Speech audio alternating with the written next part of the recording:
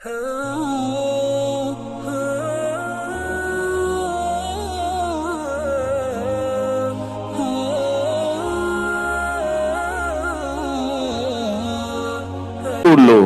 negeri kita ini tidak lepas daripada tangan-tangan ulama. Mereka ulama-ulama ini yang ikut berjuang untuk kemerdekaan daripada Indonesia. Mereka ikut berjuang saat itu, para ulama, bahkan para habaib, untuk menunjukkan cintanya kepada negeri ini. Mereka ikut berjuang pada saat itu. Di antaranya ada Habib Ahmad Asghaf. Habib Ahmad Asghaf ini di zaman kolonial Belanda, beliau ini seperti jurnalis begitu, buat koran-koran. Beliau ini untuk melawan Belanda dengan cara apa? Dengan cara tulisan beliau mendukung daripada negeri ini, kemudian menyerang Belanda lewat tulisan-tulisannya. Habib Ahmad Asghaf. Ada lagi Al-Habib Hamid atau Sultan Hamid yang kedua yang di Pontianak, masih ada kesultanannya sampai sekarang. Beliau saat itu diperintahkan, nama beliau ini Al-Habib Muhammad bin Yusuf Al-Gadri. Habib Muhammad bin Yusuf Al-Gadri. Saat itu beliau menjadi pejabat negara, diangkat oleh Bung Karno saat itu. Bahkan beliau ini ditugaskan oleh Bung Karno saat itu untuk apa? Untuk merancang dan merumuskan daripada lambang negara. Apa lambang negara itu? Pancasila. Cuma Pancasila lambang negara, semuanya bukan lambang negara. Lambang negara cuma Pancasila. Siapapun yang di sini di Indonesia ini bukan lambang negara, hanya Pancasila daripada lambang negara. Jangan keliru. Siapa yang merancang? Habib Hamid Al-Gadri, Habib Muhammad bin Yusuf Al-Gadri. Diperintahkan oleh siapa? Oleh Bung Karno. Ada lagi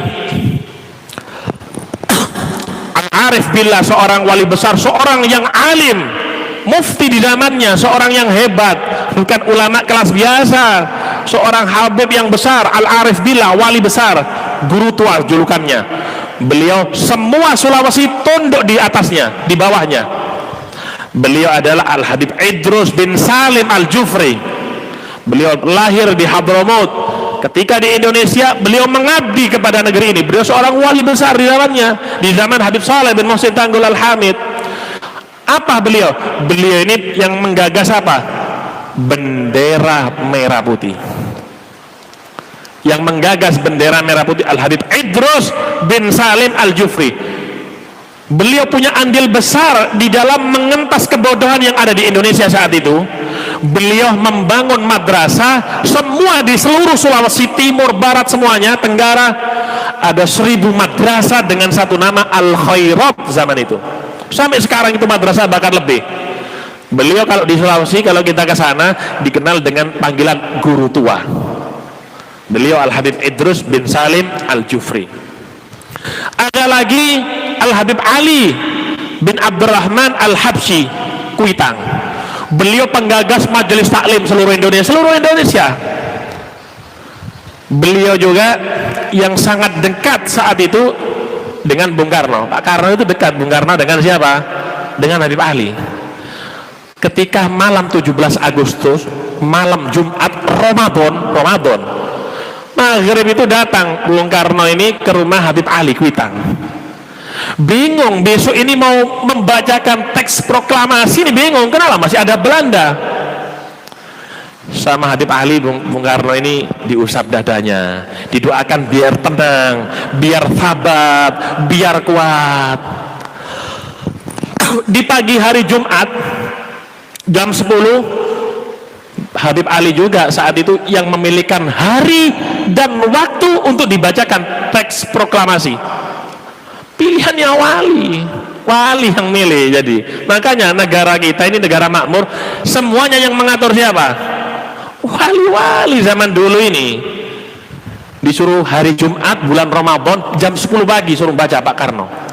Habib Ali memerintahkan istrinya untuk mengambil saat itu handuk warna merah dan serbannya beliau putih untuk dijahit. Bahkan gara-gara itu Habib Ali sempat apa? Sempat dipukul sama Belanda pada saat itu. Tapi demi apa beliau ini? demi tegaknya negara apa? Indonesia. Lihat, itu peran-peran daripada mereka. Banyak peran-peran daripada ulama, kiai-kiai. Jadi habaib juga berperan saat kemerdekaan Indonesia. Mereka berperan. Bukan mereka ini orang yang memusuhi, nggak pernah sama sekali mereka ini para habaib memusuhi daripada Indonesia. Justru mereka yang ikut membangun dan ikut andil di dalam melawan penjajah dan menegakkan bumi negeri Indonesia ini. Kemudian kita tahu nggak lagu 17 Agustus tahun 45? Siapa pengarangnya? H. Mutahar. H itu siapa? Haji? Bukan. H itu Habib Hussein Al-Mutahhar. Itu pengarang daripada lagu 17 Agustus 45. Habib Hussein, aminya itu, Habibnya itu, Habib Umar Semarang itu yang bisa ceramah-ceramah itu. Habib Hussein, H itu Habib Hussein singkatannya Al-Mutahhar. Beliau yang mengarang daripada lagu 17 Agustus tahun 45, diperintahkan beliau oleh Pak Karno. Beliau saat itu ikut dalam penyerangan Belanda 5 hari di Semarang atau di Jogja, beliau ikut. Bahkan beliau oleh Laksamana Muhammad Nazir atau siapa itu diangkat jadi ajudannya, bahkan diberi pangkat mayor saat itu oleh Pak Karno setelahnya, ikut membantu. Pejuang yang lain banyak.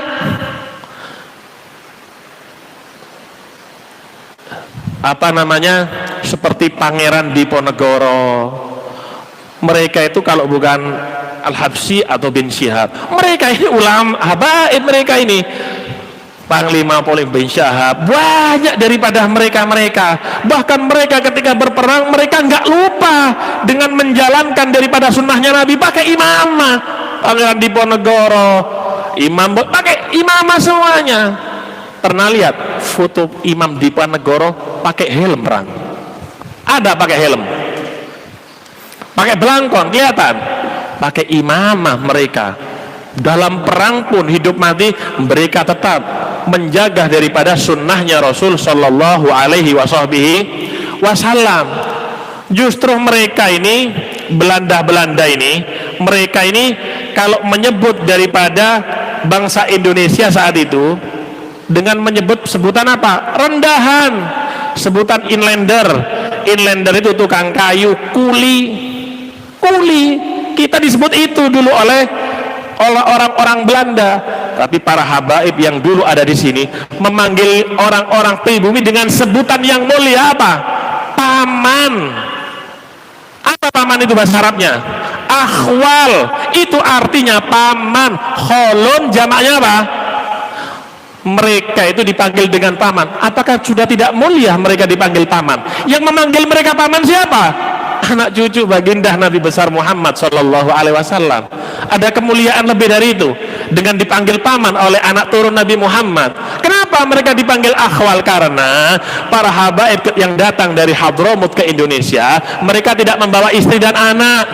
Mereka datang untuk menyebarkan daripada ajaran Islam, kemudian menikah dengan perempuan Indonesia. Lah, saudara ibu ini apa bahasa Arabnya? Khol, jamaknya akhwal. Yaitu mereka dimuliakan panggilannya. Justru dimuliakan mereka panggilannya oleh para habaib yang hidup saat itu. Jadi ulama dulu yang ikut apa? Yang ikut andil di dalam kemerdekaan negara Indonesia. Dulu rukun, sekarang sudah kita rindu melihat kerukunan seperti itu. Dulu Nahdlatul Ulama, NU, Masyumi, mereka dulu berjalan bersamaan dengan Masyumi. Mereka berjalan bersama dengan Masyumi. Saat itu Indonesia ini namanya masih RIS, Republik Indonesia Serikat. Nah, zaman itu masih zaman konstituante. Konstituante itu mereka ini dewan yang ada di parlemen, tugasnya untuk membentuk konstitusi yang baru menggantikan undang-undang sementara tahun 1950. Mereka ini dipilih, ada di Bandung tahun 1955, dipilih mereka.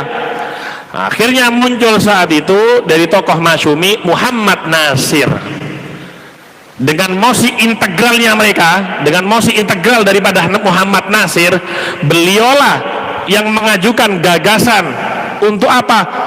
Untuk memunculkan NKRI. Dulu asalnya Indonesia ini ada 16 bagian negara, masih menjadi Republik Indonesia Serikat, masih 16 negara saat itu. Masih ada 16 negara bagian, ada 16 negara bagian. Akhirnya diusulkan oleh Muhammad Nasir daripada Masyumi dengan dirubah namanya Negara Kesatuan Republik Indonesia.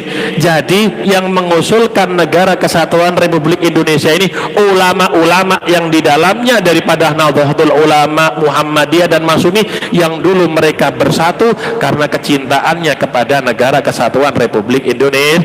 Kita rindu persatuan daripada ulama-ulama seperti zaman dulu, persatuan mereka demi menegakkan apa?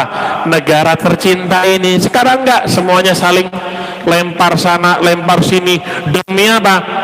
Kefanatikan daripada organisasinya, menganggap organisasinya yang paling hebat, paling ini, paling itu.